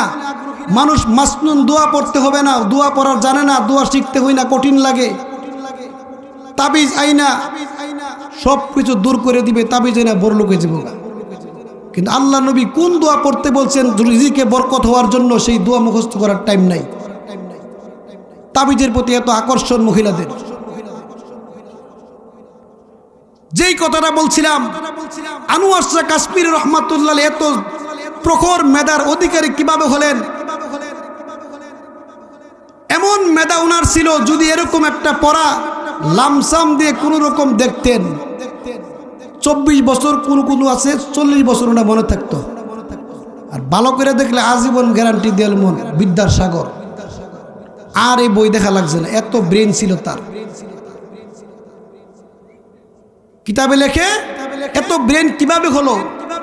তার বাবার গৃহপালিত একটা গাবি ছিল, ওই গাবিটা তার বাবার একটা আঙ্গুরের বাগান ছিল, ওই আঙ্গুর খাইতো ওই বাগানের গাবিটা। ওই গাবির দুধ তারা সপরিবারে খাইতো, ওই মায়ের স্তনের দুধ সে পান করতো। হালালের কারণে, পর্দার কারণে ওই আনোয়ার শাহ কাশ্মীরি রহমাতুল্লাহর মধ্যে একটা এফেক্ট করে, এমন একটা প্রভাব পড়ছে, যার কারণে উনি অত্যন্ত প্রখর মেধার অধিকারী ছিলেন। সুবহানাল্লাহ। আর এখন কার ক্ষেত থেকে কাঁচামরিচ আনলাম, কার থেকে ধন্যবাদ আনলাম, কোনো নাম গন্ধ নাই, চুরি বাটপারি সব খাইতেছে, আবার মেধা শক্তি দিন বালাও হেদু আশা করে। হালালের বরকত, পর্দার বরকত, পর্দায় থাকার কারণে আনোয়ার শাহ কাশ্মীরি রহমাতুল্লাহ আলাইহি যুগ শ্রেষ্ঠ আলেম ছিলেন, বাহরুল উলুম ছিলেন, বিদ্যার সাগর ছিলেন, যিনি একবার দেখলে কোনো কিতাব আর জীবনে দেখা লাগছে না। এই হলো একটা হালালের একটা বরকতের কারণে ওনার মেধা হয়েছে। আরেকটা হচ্ছে ওনার জীবনে উনি কোনো দিন টক জিনিস খাইছে না। তেঁতুল টক জিনিস ব্রেনের জন্য ক্ষতিকর, এই জন্য উনি খাইছে না। ওনার কাছে কোনো হাদিয়া তুফা খাবার আসলে ওনার খাদেমকে দেখা হয়তো। আগে খাদেমে যদি খাওয়া দিয়ে বেশকি দিছে বোঝা গেল এটা সুক্কা, তো উনি খাইছে না। তো খাবার দাবারের ব্যাপারে বেলায় পর্যন্ত ব্রেনের দিকে ফলো করলে অনেক খাবার দাবার বাছাই করা খাওয়া লাগে, এরপর একটা মেধার আশা করা যায়।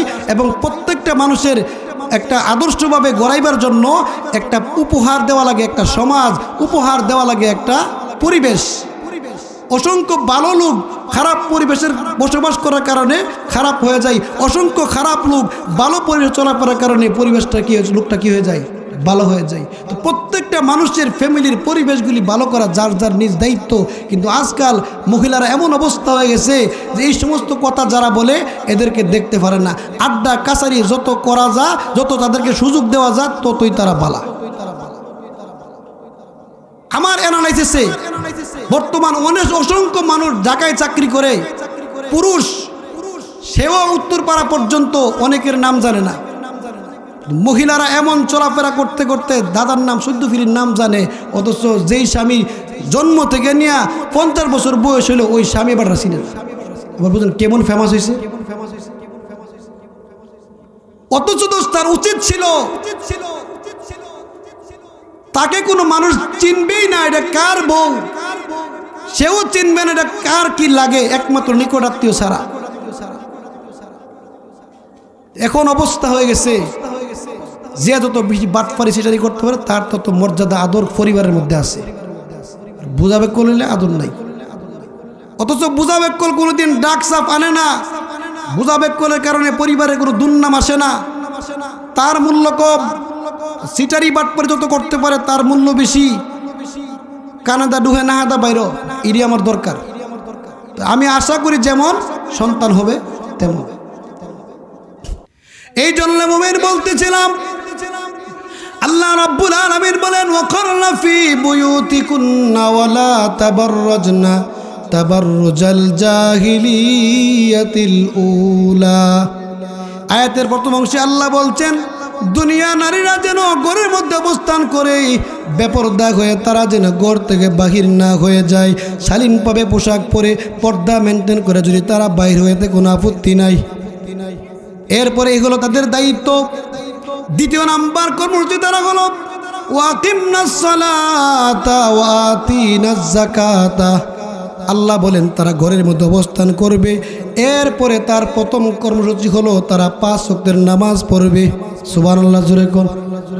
এই 5 ওয়াক্ত নামাজ ঘরের ভিতরে পড়বে, এই 5 ওয়াক্ত নামাজ ঘরের ভিতরে পড়বে। মহিলাদের ব্যাপারে এমন বলা হয়েছে কোন কিতাবে লেখে মহিলাদের গলার কণ্ঠের আওয়াজটা পর্যন্ত এরকমভাবে পর্দা চিকন সুরে সুললিত মিষ্টি সুরে যদি কোনো পুরুষকে আকর্ষণ করলে ওই মহিলার বেপরদার গুনাহ হবে। নাউজুবিল্লাহ বলেন। কোরআন তেলাওয়াত করলে সওয়াব, কোরআন তেলাওয়াত করা লাগে না, কোরআনের দিকে তাকাইলি সওয়াব। কোনো মানুষ যদি এরকমভাবে ধরা লাগবে না, ছোঁয়া লাগবে না, পড়া লাগবে না। কোরআন এমন একটা আল্লাহর মহা ঐশী গ্রন্থ যেই কোরআনের দিকে তাকাইলেই সওয়াব। ওই কোরআনটা পর্যন্ত যদি মহিলা জোরে মিষ্টি জোরে আওয়াজ করে পড়ে আর কোনো বেগানা পুরুষ যদি তার কণ্ঠের প্রতি আকর্ষণ হইয়া যায় আর কল্পনা জল্পনা করে এই মহিলার কণ্ঠটা এত শ্রুতি মধুর, না জানি মহিলাটা কত সুন্দর। আল্লাহ এরকমভাবে বলছেন এই কণ্ঠের আকর্ষণ একজন বেগানা না পুরুষ হওয়ার কারণে কোরআন তালাওয়াত কইরা ওই নারীটা বেপরদার গুনার মধ্যে থাকবে। নাউজুবিল্লাহ। তাহলে কোরআন তেলাওয়াত যদি শ্রুতি মধুর সুরে পড়ার পরে এই সুরে যদি বেগানা পুরুষ শুই না যদি তার প্রতি কল্পনা জল্পনা করে, এটা যদি বেগানার পুরুষের করার কারণে যদি জঘন্যতম বেপরদার গুনাহ হয়, আর যারা এরকমভাবে গান গায়া মিডিয়ার জগতে আইসা কণ্ঠ জাহের করার জন্য কত ধরনের গান গায় আবার জায়েজও বলে, তাহলে এই গান গায়া খারাপ কাজ বালা কাজ করে ওই সুর দিয়ে আরেকজনের সঙ্গে আকর্ষণ হয়ে গেলে গুনাহ হয়। আর যারা গান চিরন্তন হারাম, এক হারামকে আবার গাইতেছে সুর দিয়া, এই সুরের প্রতি আকর্ষণ হয়ে যদি আরেকজন মানুষ যদি তার দিকে কামনা বাসনা খারাপ করে তাহলে কেমন জঘন্যতম গুনাহটা ব্যাপার বলেন। এই কথাটা কেন বললাম? যারা শহর অবস্থান করে পাঠ্যতালিকাভুক্ত বই পড়াইবার জন্য প্রাইভেট মাস্টার যেমন রাখে, একবেলা এক শিফটি গান আর সুর শিখাইবার লেগে সারা গামার শিখাইবার লেগে আরেকটা প্রাইভেট মাস্টার রাখে। এই জন্য বলছি প্রাইভেট মাস্টার রাখে গান শিক্ষা দেওয়ার জন্য। অথচ মা মুমূর্ষ অবস্থায় হয়ে গেলে মার শিওরে বসে সূরা ইয়াসিন পড়তে জানে না। সারা গামার সব ধরনের সুরের স্কিল তার মুখস্থ, সব গান মুখস্থ, কি কাজে আসবো? এই জন্য মুমিন বলতেছিলাম আল্লাহ নবী মুহাম্মদুর রাসূলুল্লাহ সাল্লাল্লাহু আলাইহি ওয়াসাল্লামের একজন সাহাবী হযরত উমর ফারুক রাদিয়াল্লাহু তাআলা আনহু। উমর ফারুক রাদিয়াল্লাহু তাআলা আনহুর আব্বার ছিল রাতের আধারে প্রজাদের অবস্থা পর্যবেক্ষণ করার জন্য বের হয়ে যাইতেন, কোন পরিবারের কি হালত এই দেখার জন্য বের হয়ে যাইতেন। হঠাৎ করে দেখতেছে এক ঘর থেকে সুললিত কণ্ঠে কবিতা আবৃত্তি হইতেছে। এত গভীর রজনীতে একটা তরুণী যদি এরকম ভাবে সুললিত কণ্ঠে কবিতা আবৃত্তি করে, উমর রাদিয়াল্লাহু তাআলা আনহু তার বাড়িতে ওয়াল টপকাইয়া ওই মহিলাকে ধমক দিল, ও মহিলা, তুমি কি জানো না মহিলাদের কণ্ঠের আওয়াজটা যে পর্দা? তুমি এত গভীর রজনীতে রাস্তার সঙ্গে তোমার বাড়ি, এত কণ্ঠ দিয়া তুমি কেন এরকমভাবে এরকম কবিতা আবৃত্তি করতেছো? তোমাকে আমায় এখন শাস্তি দিতে হবে। এই কথা যখন বললেন, ওমর রাদিয়াল্লাহু তাআলা আনহুর মতন সাহাবীকে ওই মহিলা জবাব দিলেন, ওমর, আমি জানি মহিলাদের কণ্ঠের আওয়াজ পর্দা, কিন্তু আমার স্বামী যুদ্ধের ময়দানে গিয়ে শাহাদাত বরণ করে ফেলেছি। আমি একা একা ঘরের মধ্যে থাকি, রাত্র হইলে আমার একটু ভয় লাগে, কথা বলার মতো কোনো পাশে আমার মানুষ পাই না। এই জন্য আমি এরকমভাবে জুড়ে জুড়ে যখন সুর দিয়ে কবিতা আবৃত্তি করি, আমার মনের এরকমভাবে মনের বইটা দর হয়ে যায়। ওমরকে বললেন, ওমর, আমি তো জুড়ে কবিতা আবৃত্তি করে ভুল করেছি মাত্র একটা, আপনি তো ভুল করেছেন দুইটা। এক নাম্বার হলো আমার ঘরের মধ্যে আপনি বিনা অনুমতিতে আপনি কারণে একটা অপরাধ, আরেকটা হচ্ছে আপনি অনুমতি না নিয়ে না সালাম দিয়ে আমাকে ধমক মারলেন, কারণটা না জেনে আপনি অপরাধ করলেন দুইটা, আমি করলাম একটা। এই জন্য হযরতে ওমর রাদিয়াল্লাহু তাআলা আনহুকে ওই মহিলা জবাব দিলেন, ওমর, আমি জানি পর্দা করা ফরজ, কিন্তু আমি তো আমার মনের আনন্দের কারণে গাই নাই, আমি বেগানা নারীদের চেহারার দিকে তাকাইয়া গাই নাই, আমি আমার ঘরের মধ্যে একা বসবাস করি, আমার ভয়টাকে দূর করার জন্যে আমি এরকমভাবে কবিতা আবৃত্তি করি। বলেন সুবহানাল্লাহ। এই জন্যে মুমিন কিতাবের মধ্যে এরকম ভাবে মুহাক্কিক বুজুর্গানে দ্বীন বলেন, মহিলাদের পোশাকটা পর্যন্ত পর্দা। পোশাকটা যদি কালা হয়, খারাপ বকাটে ছেলে মনে মনে কল্পনা করবে কাপড়টা যেহেতু কালা, মহিলারা আসলে দলা, কারণ দলা মানুষ ছাড়া কালা কাপড় কেমন একটা পরেও না। এই আন্দাজ করে কল্পনার জগতে তোমাকে নিয়ে জিনার পরিকল্পনা করতে পারে। এই জন্য উলামায়ে কেরাম নিষেধ করেন তার কাপড় চোপড় যেন কোনো বেগানা পুরুষের নজরের মধ্যে না পড়ে। পর্দার হুকুমটা কেমন সেনসিটিভ বিষয়। আমার বোঝানোর উদ্দেশ্য হলো, নামাজের কথা বললে দোষের না, রোজার কথা বললে দোষের না, পর্দার কথা বললে আগুন জ্বলে। অথচ নামাজ যে আল্লাহ ফরজ করেছেন, রোজা আল্লাহ ফরজ করেছেন, জাকাত হজ জাকাত আল্লাহ যে আল্লাহ ফরজ করেছেন, পর্দার বিধানটাও তো সেই আল্লাহই ফরজ করেছেন। অথচ এরকম ভাবে আল্লাহ নবী যে বলছেন, বাবি দেবরকে মৃত্যুর মতো ভয় করবে, দেবরও বাবির সঙ্গে মৃত্যুর মতো ভয় করবে। এর কারণটা কি? পর্দা মেনটেন করে চলবে, পর্দা মেনটেন করে চলবে। কোন নারী যদি পর্দা করতে চায়, সমাজের এক শ্রেণীর মানুষ আছে, এই পর্দার বিধানটা কিন্তু আল্লাহর, কিন্তু পর্দার পরিবেশ এলাকাতে না থাকার কারণে একটা নারী যখন পর্দা করে, তখন কিছু মানুষ আছে দেখবেন, বাবা পর্দাও দেও রয়েছে ছোট ভাইয়ের মতো এর পর্দা। অসংখ্য দেব বাবির পরকীয়ার মধ্যে নেটের মধ্যে পাওয়া যায়। তাহলে যদি দেবর যদি ছোট ভাই হইতো আর বাবি যদি বড় বোন হইতো, তাহলে ভাইয়ের বউ লইয়া দেওর ফালাইয়া যায় কি যায় না? তাহলে বলেন, যদি আসলেই বোন হইতো তাহলে বোনকে কি ভাইয়ে বিয়া করন পারে? তাহলে এই কথাটা হচ্ছে একটা বাউতাবাজি কথা। অসংখ্য মানুষ বলে, ব্রাহ্মণবাড়িয়া সদর হসপিটালে আমি গিয়েছিলাম, একজন মহিলার সঙ্গে হালকা একটু টাচ খেয়েছিল একটা মুরব্বী লোকের, কিন্তু এই লোকটা বলল, আপনি লাগলেন কেন? মহিলা জবাব দে, আপনারা কি বাড়িতে মা বোন নাই? আপনারা কি বাড়িতে মা বোন নাই? হেবাটা জবাব দে, মা বোন আছে, আমরার মা বোন আমরা বাড়ির, তোমার মেয়ের দিয়া আমার পুত্রের বিয়া করা 14 বার যায়, তোমরা এই যে তাই মাই বোন, কারণ তোমার লোকে আমার রক্তের কোনো সম্পর্ক নাই, মাহারাম নাই, তুমি গায়রে মাহারাম, তোমার মেয়েকে দিয়ে আমার ছেলেকে দিয়া 14 বার বিয়া করান জায়েজ, তোমরা এই যে তাই মা বোন লাগো, আমরা মা বোন গরো আছে। বোঝা গেল মা বোনের দোহাই দিয়ে ও বেপরদার একটা সৈলাভ আমাদের সমাজের মধ্যে হয়ে গেছে। এই ফ্রি মাইন্ড মুহাম্মদ রাসূলুল্লাহ বুঝতেন।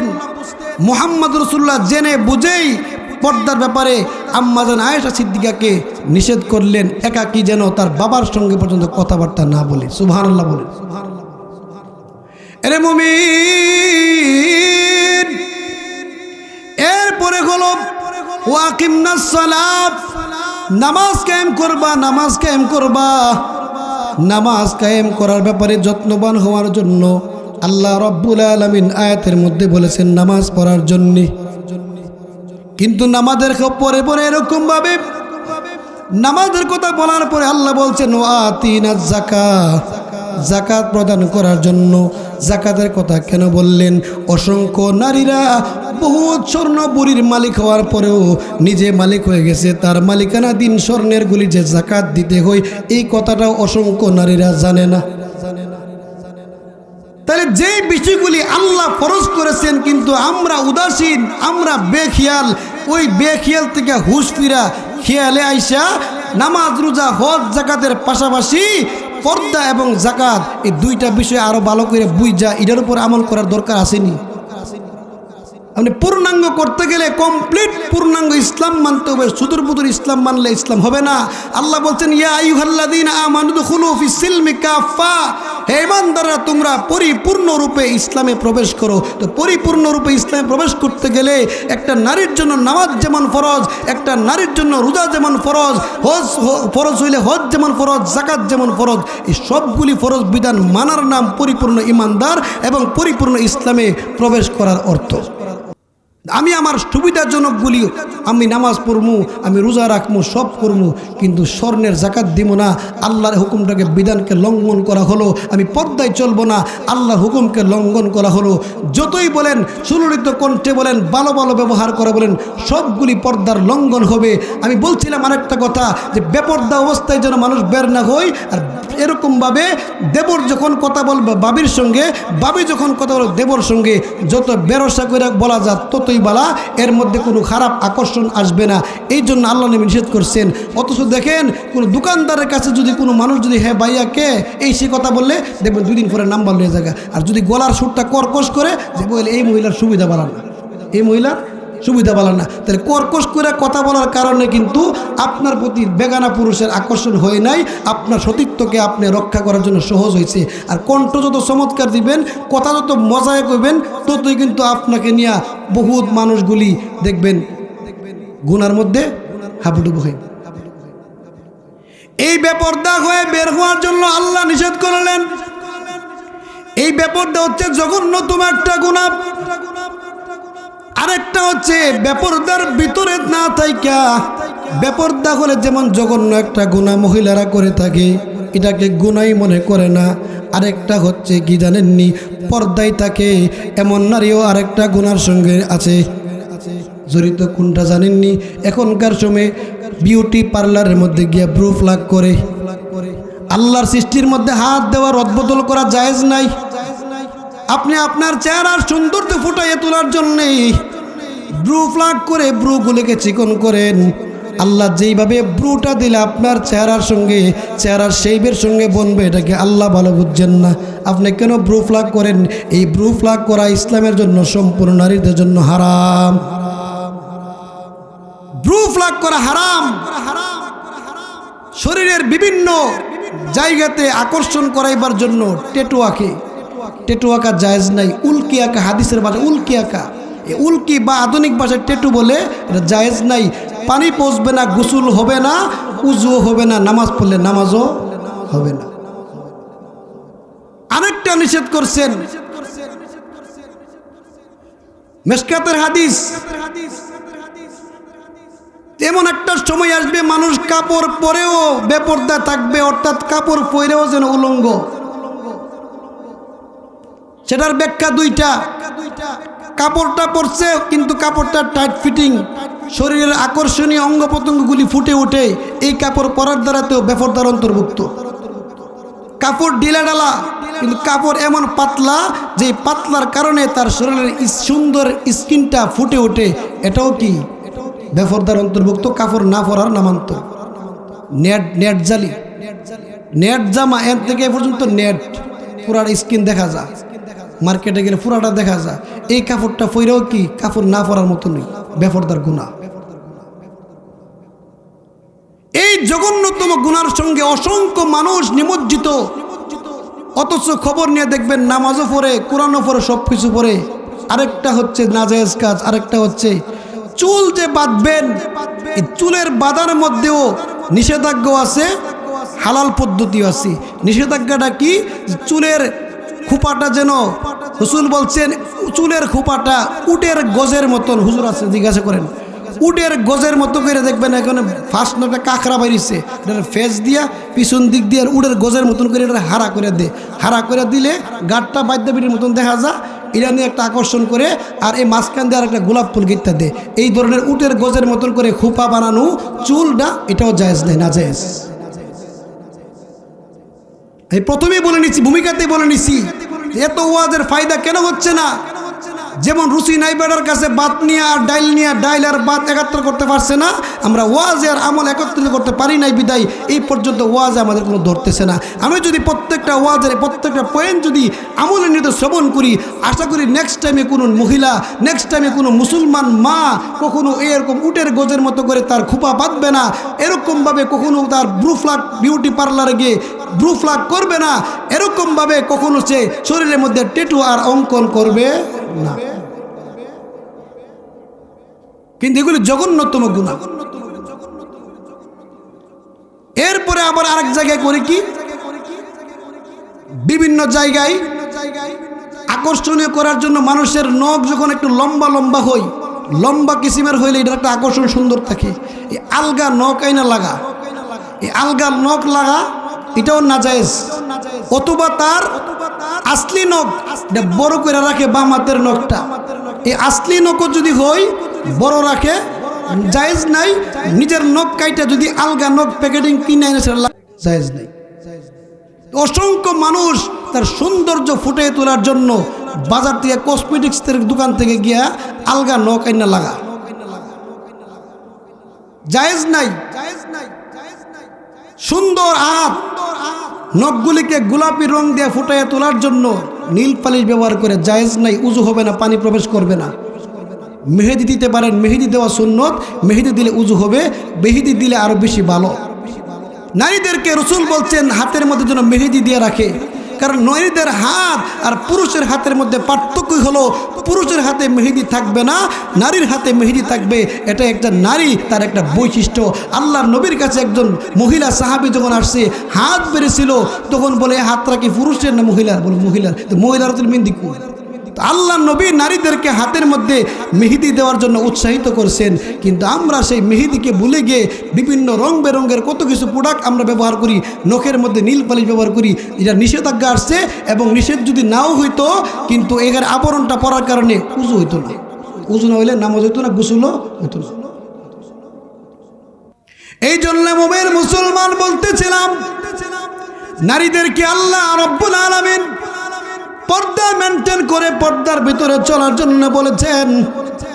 এই নারীরা পর্দার ভিতরে চলে এরপরে রান্না বান্না করবে, সব কিছু করবে, 5 ওয়াক্তের নামাজ পড়বে, এরকমভাবে যাকাত প্রদান করবে। এগুলি আল্লাহ রাব্বুল আলামিন কেন করলেন? আল্লাহ রাব্বুল আলামিন বলেন, নারীদেরকে পবিত্র বানাইবার জন্য আমি আল্লাহ হুকুমটা দিলাম। সুবহানাল্লাহ। রে মুমিন, এই নারীদেরকে আপনারা এখন প্রশ্ন করতে পারেন, নারীরা পর্দা করা ফরজ, এটা নারীদের হুকুম, এটা নারীদের মানার বিষয়। হুজুর আমরা তো বেড়া মানুষ, আমরা সামনে এই ওয়াজ করে লাভ হইব কি? মহিলা মাদ্রাসায় গিয়া, মহিলা কোনো প্যান্ডেলে গিয়া বললে না লাভ হইতো? দুইটা উদ্দেশ্য, একটা হলো যদিও শ্রোতা আপনারা পুরুষ, মাইকের কারণে অসংখ্য নারীদের ঘরের মধ্যে আওয়াজ পৌঁছতেছে, তাহলে আমার নারী এবং পুরুষ উভয় দিক দিয়ে আমার ওয়াজের হক আদায় হইতেছে। এরপরও বলবেন আমাদের দিকে তাকায় বলার উদ্দেশ্য কি? প্রশ্ন জাগে। 2 নাম্বার জবাব হলো, একটা নারী যদি বেপরদা হয়, এই বেপরদা নারীটা হওয়ার কারণে কমপক্ষে 4টা পুরুষ তার বেপরদার কারণে জাহান্নামের মধ্যে জ্বলবে। বলেন নাউজুবিল্লাহ। আপনি আজি সাহেব, আপনি বড় ফরজগিরি লোক, হাড়ির মাছ আপনি খান না, এই টাকাটা বান্ধ গিয়ে ফসবো কিনা, এত ফরজগিরি লোক। কিন্তু এরপরে যদি আপনার নারী বেপরদার মধ্যে থাকে, একটা নারী বেপরদা হওয়ার কারণে চারটা পুরুষ জাহান্নামের মধ্যে যাবে। এক নাম্বার হলো যেই নারীটা বেপরদা হবে, তার বেপরদার কারণে, তার যদি বেপরদার কারণে তার অভিভাবক, প্রথম অভিভাবক হচ্ছে তার বাবা, বাবার যদি কোনো গাফলতি থাকে, বাবার গাফলতির কারণে তার মেয়ে যদি বেপরদায় চলে, তার মেয়ে বেপরদার চলার কারণে বাবা হাজী সাহেব হওয়ার পরেও নারীর তার মেয়ের বেপরদার কারণে জাহান্নামের মধ্যে যাবে। নাউজুবিল্লাহ। তাহলে এখন পুরুষ লোক হইন না মেয়েদেরকে পর্দার ভিতরে আনার দরকার আছে না নাই? এই হলো ব্যবহারের কাছে অর্জন করার উদ্দেশ্য। 2 নাম্বার জবাব হচ্ছে, একটা নারী যদি বেপরদায় চলে, এরপরে তার বড় ভাই আগে জাহান্নামে যাব। 2 নাম্বার কারণ। তাহলে আমরা তো কারো না কারো মেয়ের বাবা, কারো না কারো মেয়ের ভাই, তাহলে আমাদের কাছে দায়িত্ব আছে না নাই? তাহলে নারীদের একা শোনা দরকার না আমাদেরও শোনা দরকার? প্রশ্ন বুঝাইছিনি? 3 নাম্বার হলো, বিবাহ যখন হয়ে যাবে, বিবাহিতা নারী যখন বেপরদায় চলবে, তখন তার অভিভাবক হচ্ছে তার স্বামী। বেপরদায় তার স্ত্রী চলার কারণে তার স্বামী যত বড় হাজী সাহেব হোক না কেন, তার স্বামীটা এই নারীর কারণে আগে জাহান্নামে যাবে। নাউজুবিল্লাহ। জোরে কোন। স্বামী যদি দুনিয়ার জমিন থেকে মারা যায়, আর যদি একটা ছেলে থাকে, তার ছেলের অবস্থা জীবদ্দশায় যদি ছেলের সামনে যদি মা বেপরদায় চলে, তাহলে ওই মার বেপরদার কারণে তার ছেলেও জাহান্নামের মধ্যে যাবে। তাহলে পাইলাম কয়জন? 4 জন। তাহলে একটা নারী বেপরদায় চললে প্রথম নাম্বার জাহান্নামের মধ্যে যাবে তার বাবা, 2 নাম্বার জাহান্নামে যাবে তার বড় ভাই, 3 নাম্বার জাহান্নামে যাবে তার স্বামী, 4 নাম্বার জাহান্নামে যাবে তার সন্তান। তাহলে আমরা যারা পুরুষ আছি, আমরা হয়তো কারো স্বামী হয়েছি, হয়তো কারো ভাই হয়েছি, হয়তো কারো বাবা হয়েছি। এরকমভাবে আমাদেরকে এই ধরনের ব্যাপারে একটু সতর্ক থাকতে হবে। এই জন্য আমরা এরকমভাবে মেসেজ দিচ্ছি, আগে আমাদের নিজের পুরা আগে গালতে হবে, এরপরে পরিবেশ আমাদের সুন্দর হবে, এরপরে ওয়াজ করলে চোখ দিয়ে পানি আসবে। আর এই ওয়াজ আমাদের বিভিন্ন জায়গায় দৌড়ায় সেই জায়গায় আমার শোনার কোনো দরকার পড়বে না। কথা কোন ঠিক নেই? কিন্তু এই আফসোসের বিষয় হলো এক শ্রেণীর নারী মনে করে আড্ডাবাজি আর বেপরদাগিরি চলতে পারলই হগলে আমার চিনে, হগলে আমার জানে, আমার হগলে মোহাব্বত করে। এই মোহাব্বত তো মোহাব্বত না, এই মোহাব্বতে তোমারে লয়ে যাব জাহান্নাম। 2 নাম্বার আয়াত পড়ছিলাম, আর রহমান আল্লামাল কুরআন খলাকাল ইনসানা আল্লামাহুল বায়ান। পর্দার আয়াতের সঙ্গে এই আয়াতটা আনলাম কেন একটু বুঝেন। প্রথম নাম্বার পর্দা আনলাম, প্রথম নাম্বার পর্দার দ্বারাতে বুঝাইলাম নারীরা যদি পর্দায় থাকে তার ইজ্জত পর্দার ভিতরে, তার ইজ্জত আব্রু রক্ষা থাকবে পর্দার ভিতরে। তার পর্দা থাকার কারণে তার প্রতিফল হিসাবে, তার প্রতিশ্রুতি হিসাবে তার সন্তান ভালো হবে। তো সন্তান ভালো আশা সকলেই করে, এই জন্য আগে মা পর্দায় থাকতে হবে, মা হালাল খাবার খেতে হবে, মা 5 ওয়াক্তের নামাজ পড়তে হবে, মা এরকমভাবে সতীত্বকে ঠিক রাখতে হবে। এই হলে সন্তান হবে ভালো। এখন সন্তানকে ভালো করতে গেলে আগে সন্তানকে কিছু বিষয় আছে, থিওরিক্যাল প্র্যাকটিক্যাল জিনিস শিক্ষা দিতে হবে। সেই শিক্ষাটা দেওয়ার জন্য সর্বপ্রথম যে শিক্ষা দেওয়া লাগবে আমাদের অভিভাবক হিসেবে, সেই শিক্ষাটা হচ্ছে মক্তবের শিক্ষা তথা দিন শিক্ষা।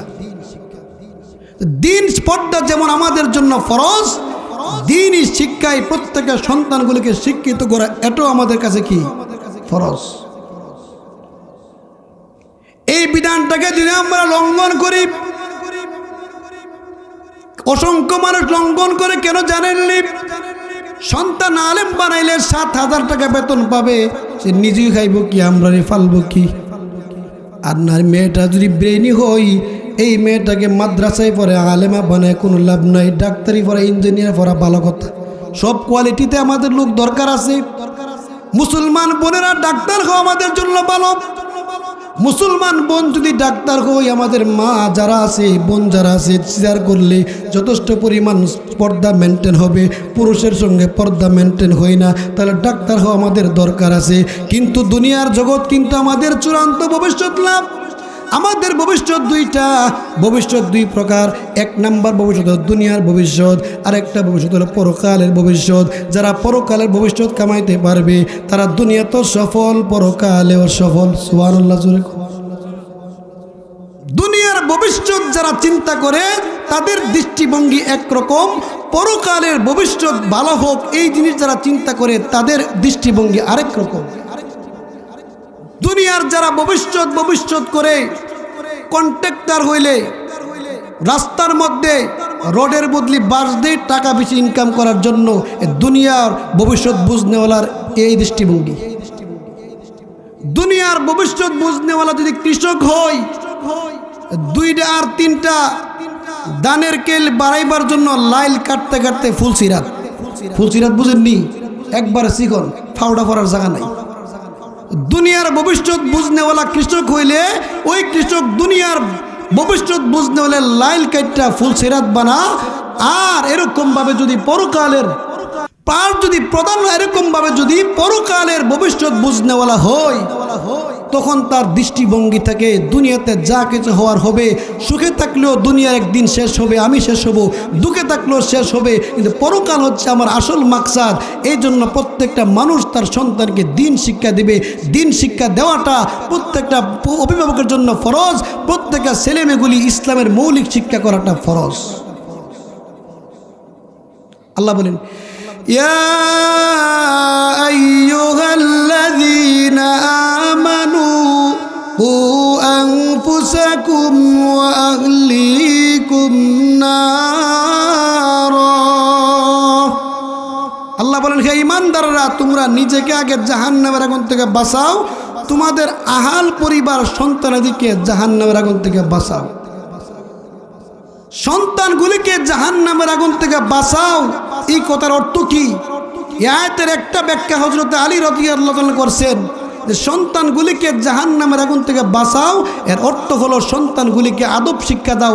আদব শিক্ষা দেওয়ার অর্থ হলো সন্তানগুলিকে দিন শিক্ষা দাও। যেই সন্তান ইসলামের মৌলিক দিন শিক্ষায় শিক্ষিত হবে, ওই সন্তান গুনার কাজ করবে না, নেকের কাজ ছাড়বে না, তার অটোমেটিকলি তার শিক্ষার গুণে প্রভাবিত হয়ে সে জাহান্নাম থেকে বাঁচা যাইব। তাহলে জাহান্নাম থেকে বাঁচাইবার এক নাম্বার একটা পথ হইল সন্তানকে দিনী শিক্ষায় শিক্ষিত করা। এই দিনী শিক্ষার মধ্যে অন্যতম প্রথম প্রধান শিক্ষা হচ্ছে কোরআন তেলাওয়াত। আল্লাহ বলেন, আর রহমান আল্লামাল কোরআন, রহমান তিনি যিনি তোমাদেরকে কোরআন শিক্ষা দিয়েছেন। খলাকাল ইনসান আল্লামাহুল বায়ান, তোমাদেরকে সৃষ্টি করেছেন, তোমাদেরকে বাক শক্তি দান করেছেন, তথা কথা বলার যোগ্যতা দিয়েছেন, বায়ান শিক্ষা দিয়েছেন। এই কথার অর্থ কি? ব্যাখ্যা হচ্ছে প্রথম নম্বর আর রহমান, রহমান হচ্ছে আল্লাহর একটা সিফতি স্বতন্ত্র নাম। এরপরে হচ্ছে আল্লামাল কোরআন, কোরআন শিক্ষা দিয়েছেন। এরপরে মানুষ সৃষ্টি করেছেন। আমাদের দৃষ্টিতে আমরা দেখতেছি যে এরকমভাবে মানুষ দুনিয়াতে জন্মায় আগে কোরআন শিক্ষা করে পড়ে, কিন্তু আল্লাহ তাআলা কোরআন শিক্ষার কথাটাকে মোকাদ্দম করলেন, মানুষ সৃষ্টির কথাটাকে মুআখ্খার করলেন। এর অর্থ হচ্ছে মানুষ সৃষ্টি হলে মানুষ হয় না, প্রকৃত মানুষ তারাই হবে যারা কোরআনের শিক্ষায় শিক্ষিত হবে। সুবহানাল্লাহ জোরে কোন। লাভ কি হবে? শিক্ষার কথা বলছেন, সমস্ত জাতিগুলি শিক্ষায় শিক্ষিত হওয়া চাই, কিন্তু আল্লাহ নবী মুহাম্মদুর রাসূলুল্লাহর কাছে যখন সর্বপ্রথম ওহী নাজিল হই, যেই সূরা প্রথম নাজিল হয়েছিল ইকরা, অর্থ হলো কে নবী আপনি পড়েন। পড়েন করলে বোঝা যায় দুনিয়াতে যত শিক্ষা আছে সব শিক্ষার মধ্যে দাখিল, পড়ো। এরপরে আল্লাহ বলেন বিসমি রব্বিকাল্লাযী খলাক, পড়ো, এমন পড়া ওই যেই পড়া তোমার প্রভুর নামে পড়ো, যেই প্রভু তোমাকে সৃষ্টি করেছেন। তাহলে একটা মানুষ মুসলমান হলে জন্মের পর প্রথম যেই পড়াটা পড়বে সেই পড়াটা তার প্রভুর নামের পড়া, আল্লাহর নামের পড়া। সুবহানাল্লাহ। আল্লাহ নামের পড়া পড়লে কি লাভ?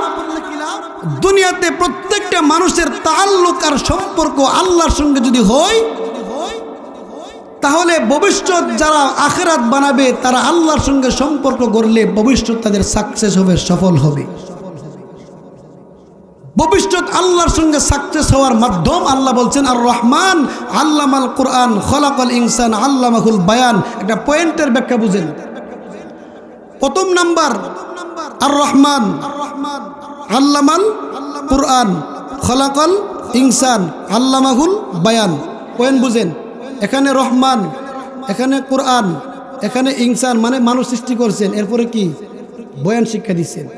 তাহলে রহমান আর বয়ানের মাঝখানে দুইটা ফারাক, দুইটা ফাসলা এখানে আছে। তাহলে মানুষ প্রথম নাম্বার হচ্ছে আল্লামাহুল বায়ান। মানুষ প্রথমে বয়ান শিক্ষা করবে। মানুষ যখন কথা বলার যোগ্যতা পাবে তখন সে যা ইচ্ছা তা মুখ দিয়ে শিখতে পারবে, উচ্চারণ করতে পারবে। তাহলে মানুষ সৃষ্টির পরে কথা বলার একটা বয়স হই, কথা বলার যখন বয়স হবে তখন শিখবে কোরআন শিখবে। কোরআন শিখলে লাভ হবে কি, যেখানে আমি মানুষ হইলাম এরপরে কথা বলার যোগ্যতা পাইলাম, কথা বলার যোগ্যতার পরে আমি কি শিখলাম, কোরআন শিখলাম। এই কোরআন শিক্ষা করার কারণে আমার সম্পর্কটা কার সঙ্গে, রহমান পর্যন্ত দেবে। তাহলে রহমান পর্যন্ত পৌঁছতে গেলে বান্দা যেমন প্রথমে দুনিয়াতে জন্ম নেই, জন্ম নেওয়ার পরে কথা বলার বয়স হইলে কথা বলা শিখে, কথা বলার বয়স হওয়ার পরে বান্দা কোরআন শিখে, কোরআন শিক্ষার মাধ্যমে ওই বান্দাটা রহমান পর্যন্ত পৌঁছে। সুবহানাল্লাহ বলেন। তাহলে সূরা রহমানের 4 নম্বর 4টা আয়াতের মধ্যে পাইলাম যে বান্দা দুনিয়াতে জন্মের পরে, জন্ম হইলে মানুষ হই না, কোরআন শিক্ষা করলে মানুষ হই। এই কোরআন শিক্ষা করে মানুষ হইলে কার পরিচয় পাবে, যে মানুষ যখন জন্ম নেবে বয়স হইলে কথা বলবে, কথা বলার যোগ্যতা পাইলে কোরআন শিখবে, কোরআন শিক্ষার মাধ্যমে বান্দাটা রহমান পর্যন্ত পৌঁছবে। তো যেই বান্দা দুনিয়া থেকে রহমান পর্যন্ত পৌঁছতে চায় ওই বান্দার মাঝখানে একটা সেতু বন্ধন হলো কোরআন।